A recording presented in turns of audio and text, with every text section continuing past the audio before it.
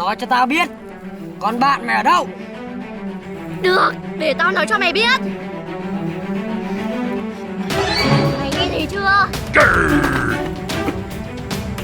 Con khốn này. Mày mà không nói nó ở đâu biết.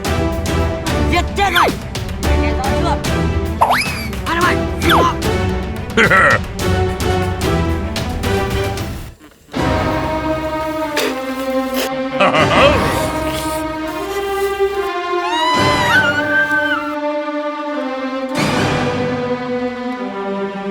Hai đứa mày xử nó đấy. Rõ, thưa đại ca. Mày rồi lên tao. Tao hỏi lại mày lần cuối, nó ở đâu? Trời ơi chúng mày, muốn giết tao, tao không nói đâu. Thách thức tao à?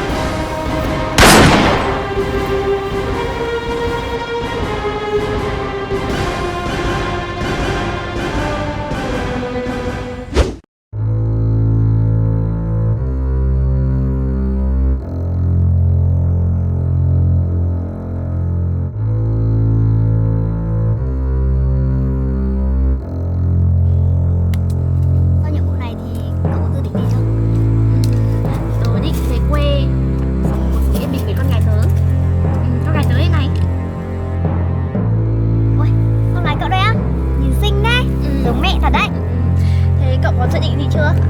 Tớ thì chưa có dự định gì cả. Cậu phải có dự định đi chứ. À, tớ có cái này này. Đây là cái vòng mang đến sự may mắn cho tớ. Tớ tặng cậu đấy. Cậu tặng tớ thật á? Cậu là người bạn thân thiết nhất của tớ mà. Tớ cảm ơn cậu nhá, đẹp quá.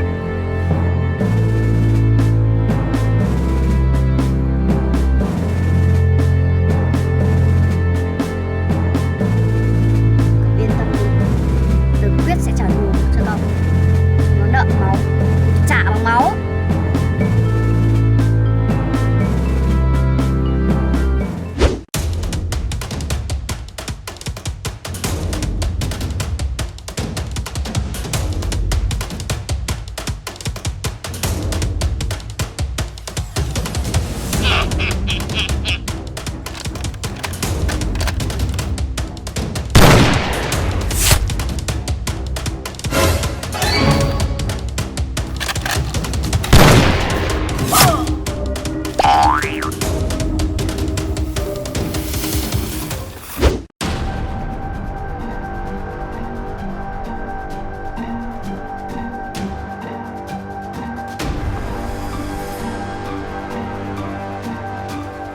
Gói hàng lần này rất là quan trọng.